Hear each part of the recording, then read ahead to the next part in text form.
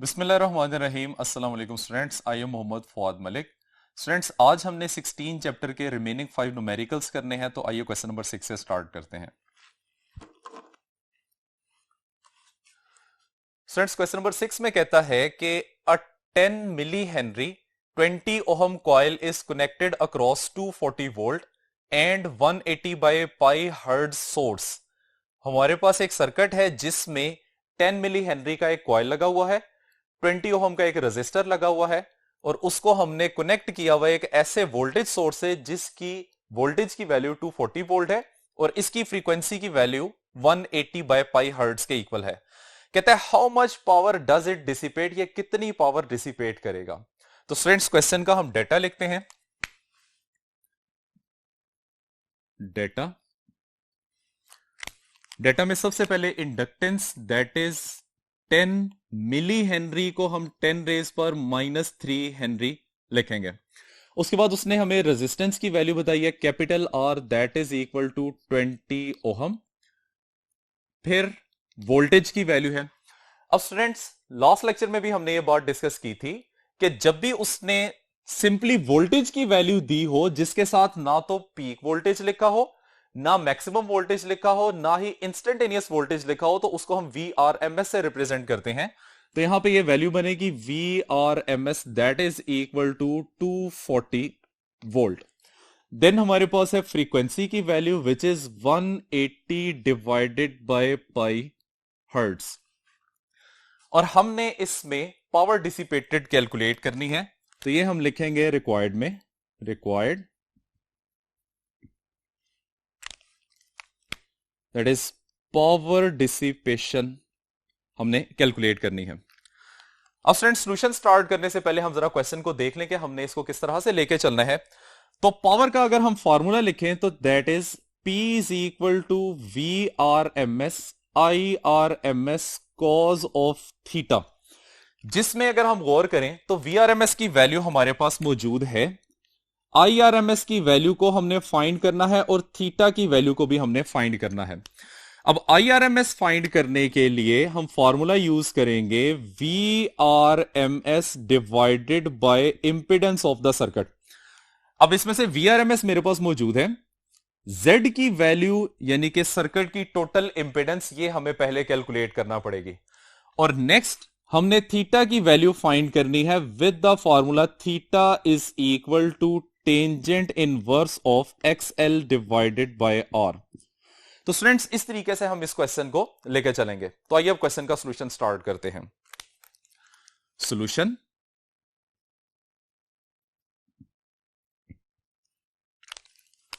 As impedance Z is equal to R square plus X L square whole square root. यहां से हमारे पास impedance की value आएगी। अब एक्सएल की चूंकि हमारे पास वैल्यू नहीं है, हम इसको एक्सपेंड करते हैं तो ये बन जाएगा R square plus 2 pi F L whole square square root. Values put करेंगे अब इसमें, तो आर की वैल्यू है 20 whole square plus 2 pi multiply by frequency की वैल्यू है 180 divided by pi multiply by inductance की वैल्यू है 10 रेज पर -2, और इन तमाम वैल्यूज का आ जाएगा whole square with square root. Expand करते हैं, 20 का स्क्वायर आ जाएगा 400 प्लस इन तमाम वैल्यूज को सिंप्लीफाई करेंगे तो आंसर बनेगा 3.6, जिसका स्क्वायर करेंगे तो आंसर बनेगा 12.96 स्क्वायर रूट, और इसकी कैलकुलेशन के बाद इंपिडेंस का रिजल्ट बनेगा 20.32 ohm. So this is the value of the impedance. अब फ्रेंड्स, ये इंपिडेंस की वैल्यू हम इस फॉर्मूला में यूज करके आई आर एम एस की वैल्यू को कैलकुलेट करेंगे। Now I R M S that is equal to V R M S divided by Z. V R M S की वैल्यू है 240 डिवाइडेड बाय जेड की value 20.32, और इसको हम simplify करते हैं तो आई आर एम एस की वैल्यू आ जाएगी 11.81 एम्पियर्स। अब स्टूडेंट्स हमने कैलकुलेट करना है थीटा। तो थीटा को कैलकुलेट करने के लिए here theta is equal to tangent inverse of X L divided by R. क्योंकि हमारा सर्किट एक रेजिस्टर और एक इंडक्टर पे मुश्तमिल है, एक्सएल की वैल्यू पुट करेंगे, tangent inverse of 2 pi F into L divided by R, और इसमें वैल्यूज पुट कर दें। So this becomes tangent inverse of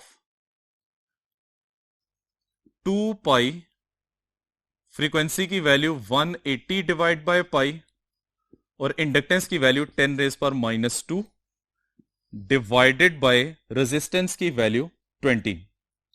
theta की वैल्यू यहां से बनेगी टेंजेंट इनवर्स ऑफ, ऊपर वाली वैल्यू को सिंप्लीफाई करेंगे तो आंसर आएगा इसका 3.6 divide by 20 as it is, और इसका रिजल्ट बनेगा 10.2 डिग्री के इक्वल। अब स्टूडेंट्स वो तमाम वैल्यूज जो हमें रिक्वायर थी हमने कैलकुलेट कर ली हैं। अब हम पावर का फॉर्मूला अप्लाई करके पावर डिसिपेशन कैलकुलेट करेंगे। तो P is equal to VRMS IRMS cos of theta. So P is equal to VRMS की वैल्यू 240 वोल्ट, IRMS की वैल्यू हमने कैलकुलेट की है 11.81 cos of 10.2 degree. So 240 multiply by 11.81 cos 10.2 degree का answer है 0.98। और अब इन तमाम वैल्यूज को अगर हम मल्टीप्लाई करते हैं तो इसका आंसर बनेगा P इज इक्वल टू 2778, और पावर का यूनिट होता है what. So students this is the value of the power dissipation of the circuit. अब आइए क्वेश्चन नंबर 7 की तरफ चलते हैं। क्वेश्चन नंबर 7 में कहता है find the value of the current flowing through the capacitor 0.5 microfarad when connected to a source of 150 volt at 50 hertz. आपने फ्लो करने वाले करंट की वैल्यू फाइंड करनी है अक्रॉस द कैपेसिटेंस जिसकी वैल्यू 0.5 माइक्रोफैरड है, जब उसको हमने कनेक्ट किया है एक ऐसे सोर्स से जिसकी वोल्टेज की वैल्यू 150 वोल्ट और फ्रीक्वेंसी 50 हर्ट्ज के इक्वल है। तो स्टूडेंट्स क्वेश्चन का सबसे पहले डेटा लिखते हैं। डेटा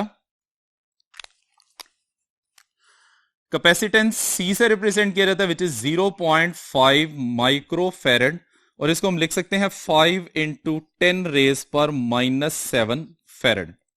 उसके बाद वोल्टेज दी हुई है, और वंस अगेन इसके साथ ना तो उसने पीक, इंस्टेंटेनियस या मैक्सिमम का वर्ड लिखा हुआ है, तो इसलिए ये बनेगी VRMS that is equal to 150 volt, और साथ में हमारे पास है frequency which is equal to 50 hertz, और रिक्वायर्ड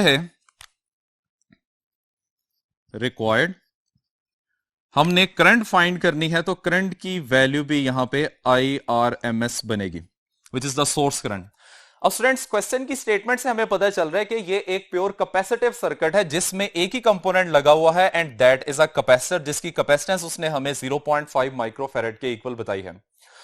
करंट की वैल्यू आपने फाइंड करनी है, तो करंट की वैल्यू हम फाइंड करेंगे by the ohm's law which is IRMS is equal to VRMS divided by resistance of the circuit.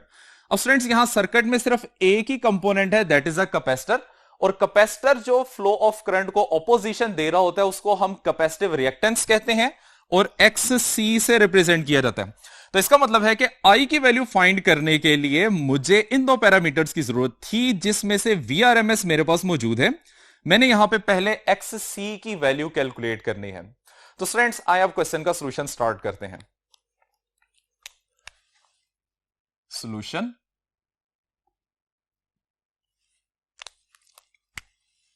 As XC that is equal to 1/2 pi FC।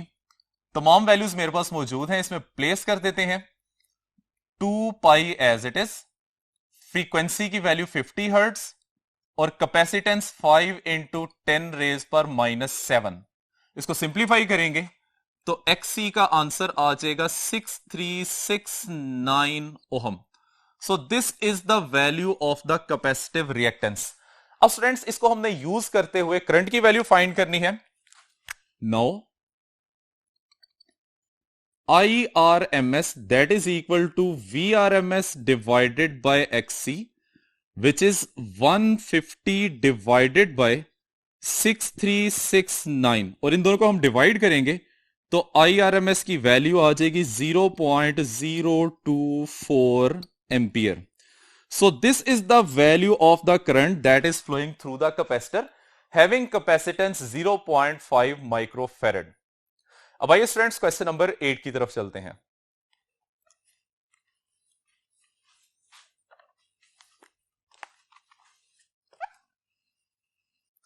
Students this is the statement of question number 8। कहता है कि N alternating source of EMF 12 volt and frequency 50 hertz is applied to a capacitor of capacitance 3 microfarad which is connected in series with the resistor of resistance 1 kilo ohm।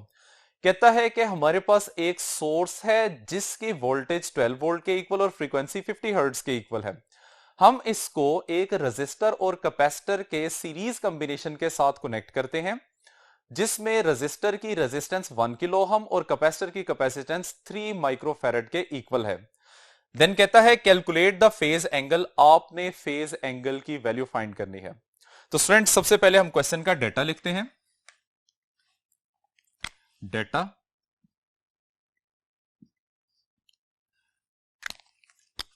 Voltage की value आ जाएगी VRMS that is equal to 12 volt.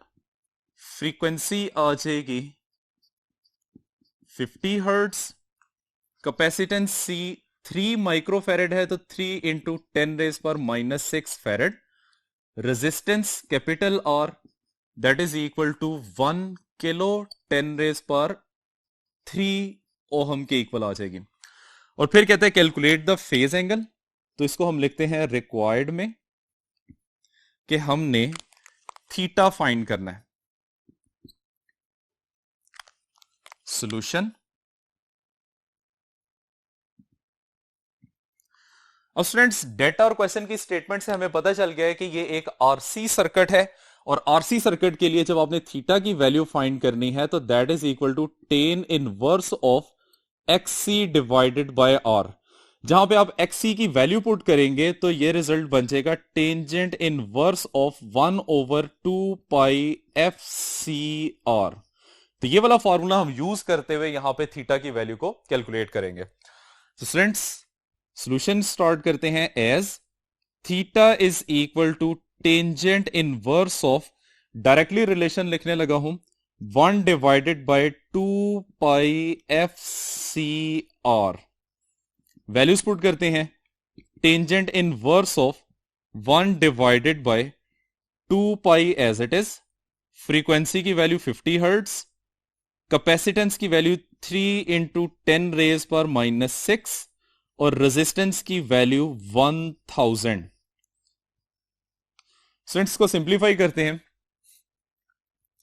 तो value बचेगी 10 inverse of 1 divided by pi multiply bye 0.3 और इन values को simplify करेंगे तो ये रिजल्ट बनेगा 10 इनवर्स ऑफ 1.06 और इसका जब आप टेंजेंट इनवर्स लेंगे तो थीटा की वैल्यू आ जाएगी 46.7 डिग्री।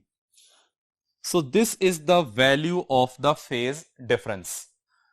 अब आइए स्टूडेंट्स नेक्स्ट क्वेश्चन की तरफ चलते हैं। This is the statement of question number 9। कहता है what is the resonant frequency of a circuit which includes a coil of inductance 2.5 Henry and the capacitance of 40 microfarad। आपने circuit की resonant frequency find करनी है जिसमें capacitor की capacitance 40 microfarad बताई है और इंडक्टर की इंडक्टेंस 2.5 हेनरी बताई हुई है। तो स्टूडेंट सबसे पहले हम डेटा लिखते हैं। Data inductance capital L that is equal to 2.5 henry. Capacitance C which is equal to 40 micro. Micro को -6 लिखेंगे, फेरेड साथ एज इट इज आ जाएगा।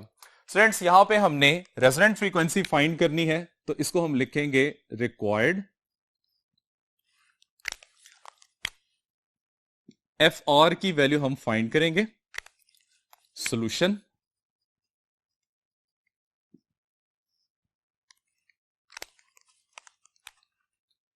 As resonant frequency F R that is equal to 1 divided by 2 pi under root of L C.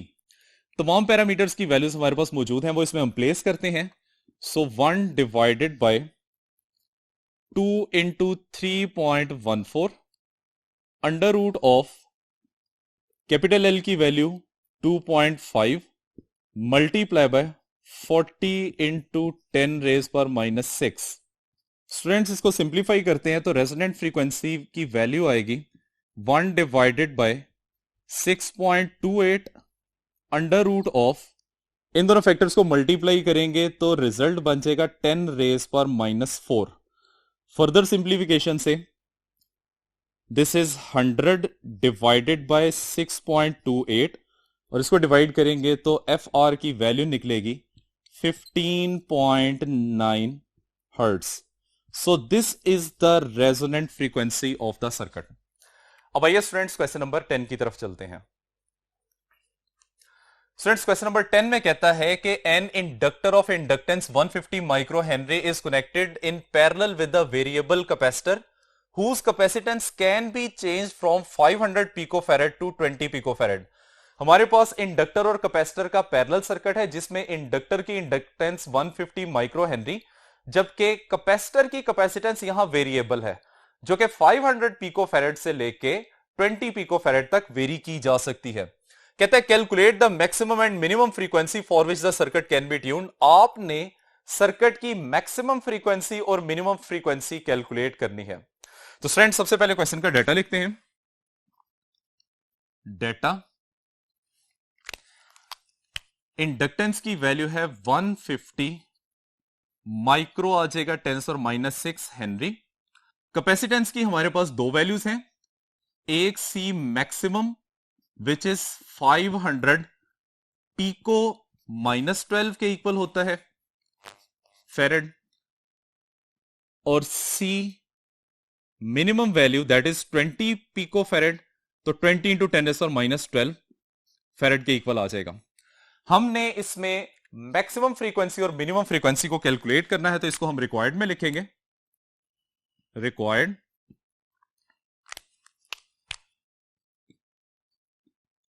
F maximum find करेंगे और number 2 F minimum find करेंगे। Solution,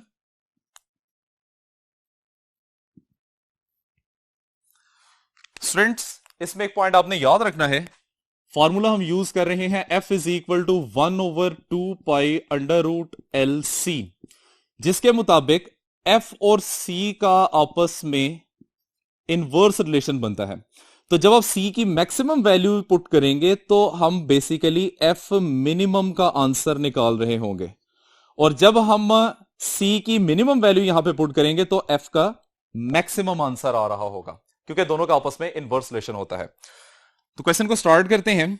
as F maximum that is equal to 1/2 pi under root of L C, और यहां पे C की minimum value आएगी। Values put करते हैं।